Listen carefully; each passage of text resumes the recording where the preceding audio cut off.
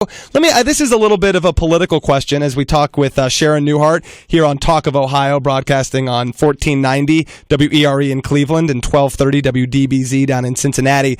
But you think about these things, the raid on the local government fund, the scandals around Jobs Ohio, the trying to strip workers of their collective bargaining rights. Are these things, these sort of anger points, are they fresh with the voters? I mean, are the voters as angry as they should be? I don't know if voters are as angry as they should be, but I know that they aren't stupid and they have memories. And I think that that's what's apparent. In this a week or so ago, the latest Quinnipiac poll came out, and that poll, which started when Ed started running, had Ed Fitzgerald behind 14% against Kasich, and then in last November had him down by 7 or 8. Now it has him down by 5%. And I think, and that's a poll, by the way, that's showing that he's within 5 points of John Kasich, an incumbent, despite the fact that 70% of the people don't know enough about him yet. So I think what you're seeing in polls like that is a real sense of people understand what John Kasich is about, and they don't like it. Yeah, I take away the exact same thing, is that folks are obviously getting to know you, getting to know Ed, and they certainly, I think, they by and large like what they see, but they know John Kasich, and they're not buying it. Yes. Ms. Neuhardt, I came to know you as a great champion for women's health rights here in Ohio, and I just wanted to, if you could, just talk a little bit about the difference between you and Ed Fitzgerald's view of women's health and the action versus the actions of Governor Kasich. Well, when John Kasich was elected, he said that he was going to focus on jobs in the economy. But all of the first bills that he and the Republican-controlled legislature in Columbus passed had to do with restricting women's access to health care, and of course, Senate Bill 5, like the fifth bill that was introduced in the Senate, was restricting the rights of our public employees to organize. So, in the case of women's health rights, this most recent budget, they inserted provisions into that budget in the dead of the night without any hearing or debate, provisions that severely restrict women's access to health care. And most women don't understand this because they think that this has been decided a long time ago. But what they did was they cut off funding for 100,000 women in need who go to Planned Parenthood facilities all over the state for their Pap smears, for their regular gynecology checkups, for birth control. They cut them off simply because they're trying to defund Planned Parenthood. They put restrictions in place that are going to close down facilities all over this state where women can get a safe abortion. And if this happens, and it could very well happen in Cincinnati, it's already close to happening in Sharonville, Cincinnati is going to be the largest metropolitan area in the country where without a facility where a woman can get an abortion.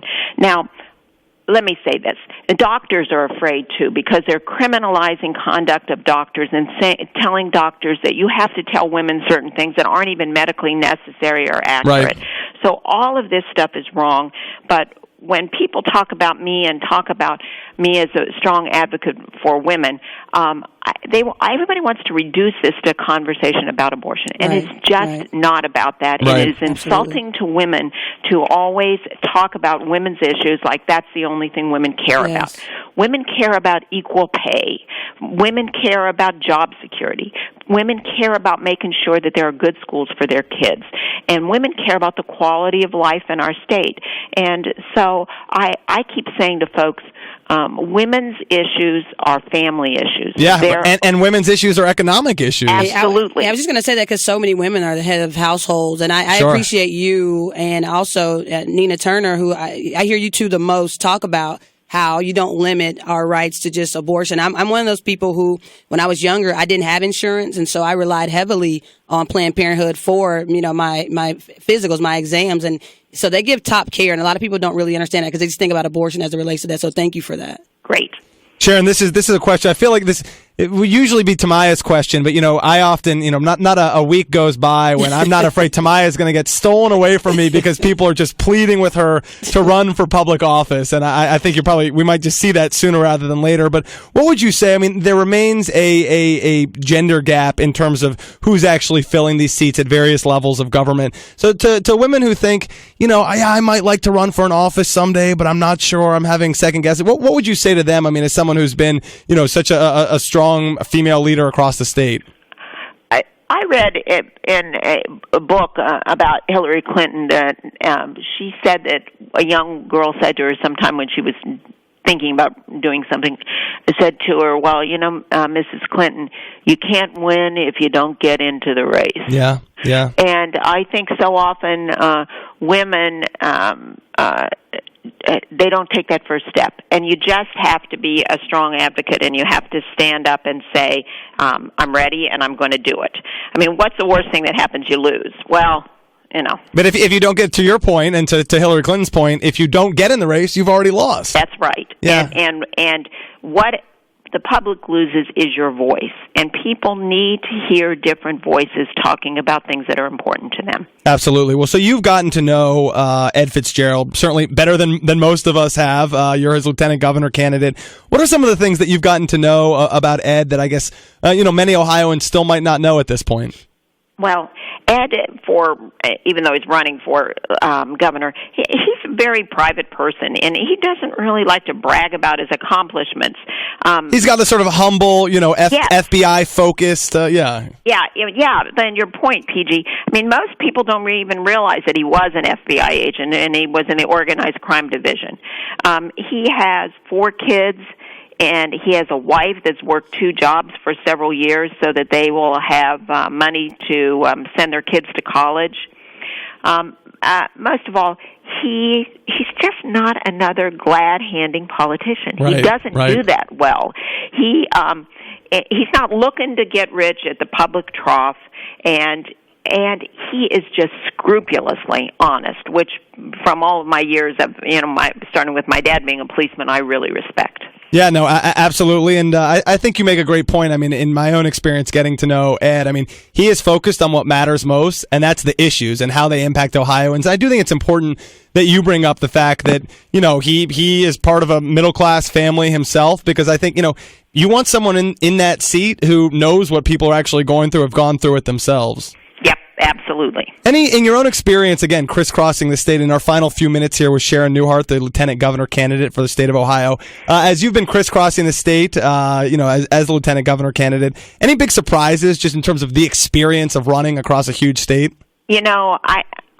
I don't know that I've had many surprises, but I have seen firsthand that average Ohioans aren't enjoying any recovery.